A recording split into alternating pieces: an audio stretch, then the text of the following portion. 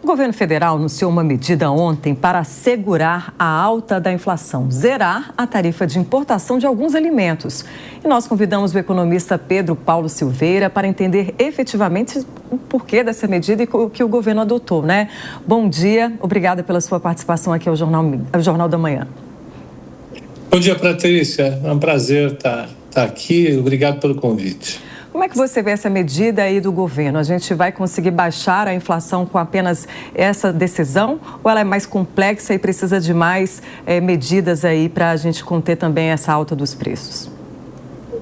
Olha, é evidente, você zerar a alíquota de importação de alguns itens de alimentação contribui. Num momento como esse, em que você está com uma pressão forte sobre os alimentos, reduzir a alíquota de importação acaba produzindo efeitos importantes, né? No caso do café que está sendo mostrado aí, da carne e de outros itens, isso vai efetivamente ter uma contribuição no sentido de reduzir preços na ponta do consumidor. Porém, tem sempre um porém, esse efeito é bastante limitado, dado o universo total da cesta de consumo das famílias brasileiras. Então, isso deve reduzir aí em alguma coisa a alimentação, mas não vai tirar a alimentação do patamar que está atualmente. Como você disse, Patrícia, a questão é um pouco mais complexa. O que tem afetado o preço dos alimentos para alguns alimentos é outra coisa. O café, por exemplo, tem dois choques simultâneos importantes, um choque de demanda, que tem a ver com o deslocamento das preferências dos consumidores chineses. Os chineses passaram a tomar mais café nos últimos trimestres. Como é um país muito grande, qualquer coisa que aumenta a demanda chinesa já tem um impacto global na demanda. E na ponta da oferta, a gente teve uma redução da oferta no Brasil e no Vietnã, que são os dois maiores produtores globais de café. O Brasil em primeiro, o Vietnã em segundo. Por conta da seca, a gente teve uma perda importante da safra no Brasil. A seca de 24 afeta demais a produção de café agora, o final de 24 e começo de 25, e a mesma coisa aconteceu no Vietnã. Então, para o café em particular, você vai ter uma ajuda, mas não vai tirar o café desse patamar recorde que nós estamos vendo por conta de dois choques simultâneos. O resumo da ópera, vai haver uma contribuição sim, inequivocamente. Para alguns itens isso vai pesar, para outros nem tanto, como é o caso do café, mas eu acho que a gente vai ter uma contribuição em alguma medida, ainda que seja pouco perceptível. Pois é, economista Pedro Paulo e alguns integrantes do governo, inclusive nós conversamos ontem com o ministro Márcio França, e ele dizia que a gente tem que esperar uma maturação para ver até quando ou quando isso começa a ter efeito. O mesmo disse o ministro Fávaro da Agricultura, falou que tem que esperar um pouquinho mais. Por outro lado, o presidente Lula ontem falou em medidas drásticas que possam ser tomadas caso isso não tenha um efeito também para derrubar um pouco a inflação. Isso é mais retórica ou há medida drástica que pode ser tomada, economista? Olha, não, na realidade não há muito que ser drástico nesse momento, né? Como você falou, é mais retórico, não tem efeito prático, né? É difícil imaginar que o governo volte a tomar medidas como aquelas que nós vimos em alguns planos econômicos, de congelar alimentos, de instituir fiscais do Sarney para irem pesquisar nas fazendas e supermercados se houvesse algum tipo de prática desleal. Não tem muito o que fazer, não. Eu acho que o fundamental agora é ver como vai se comportar a trajetória da taxa de câmbio.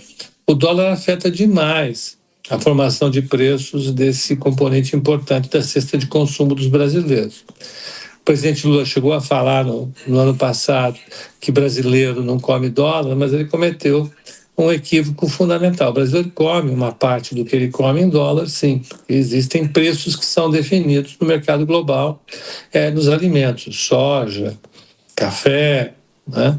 A carne, todos esses preços têm um componente importante feito no mercado global, e o mercado global é dólar. Então, eu acho que uma coisa que contribuiria demais para a melhoria dos preços dos alimentos seria uma queda do dólar. Agora, a queda do dólar só vai acontecer diante de um ambiente macroeconômico favorável a isso. O que tem segurado o dólar num patamar extremamente elevado é a percepção ruim em relação à política fiscal. Então, como a gente sabe que o governo não tem, nesse momento, interesse algum em mudar os rumos da política fiscal, eu diria que o principal instrumento para reduzir preço de alimento nesse momento não está disponível, que seria um ajuste fiscal. Então, eu acho que os preços vão continuar, eu tenho a convicção de que os preços vão continuar pressionados pelo ambiente externo, pela taxa de câmbio, pelo dólar, e isso não deve mudar com a adoção de qualquer política que o governo possa tomar. O que o governo vai fazer com uma radicalização das medidas é trazer uma distorção elevada para o mercado de alimentos, e isso teria consequências muito danosas. Quero crer que o governo não vai embarcar numa abertura desse tipo, de um tipo que já teve recentemente na Argentina, mas já aconteceu no Brasil também em diversas ocasiões. Professor Pedro Paulo, convido agora os nossos comentaristas Diogo da Luz e Gesualdo Almeida. Gesualdo, sua pergunta. Pedro Paulo, bom dia. Quando nós vamos ao supermercado, a gente percebe que principalmente 4 produtos, não apenas eles, mas principalmente 4 subiram muito. A laranja, o café, a carne e o ovo. Uma pergunta, eu sei que existem várias variantes para que nós pudéssemos chegar a uma conclusão, mas do ponto de vista, assim, em linhas gerais, qual a culpa do governo pelo aumento desse preço, se muito está ligado à efetiva produção no Brasil que caiu?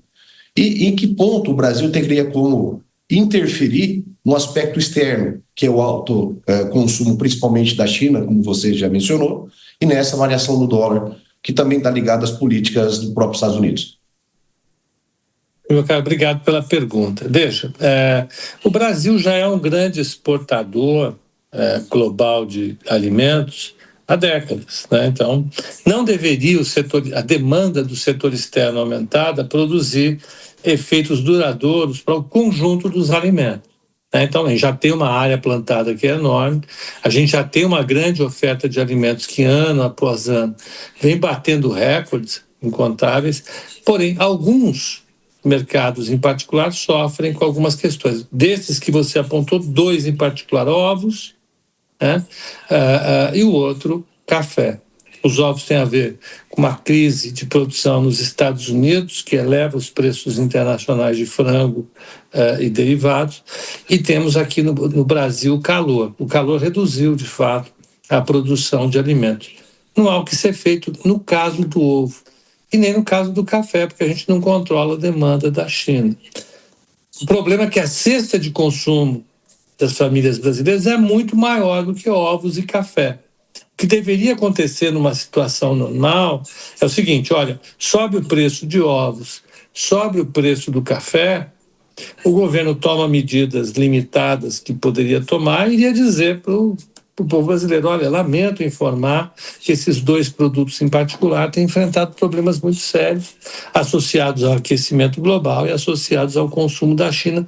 Não há o que fazer. O custo político dessa afirmação ia ser baixo. Por quê? Porque o conjunto dos alimentos já está inalterado. Infelizmente, o que tem acontecido desde 2020, desde a pandemia, é que o custo total de alimentos na cesta de consumo das famílias brasileiras subiu e não caiu.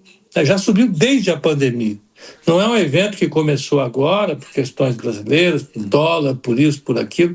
É uma coisa que vem acontecendo já desde a pandemia, né? E o fato é que os alimentos subiram e não caíram. E como eles não caíram, a percepção das famílias brasileiras é muito ruim em relação ao preço dos alimentos, porque ele subiu, os preços subiram, desculpem, e não caíram mais.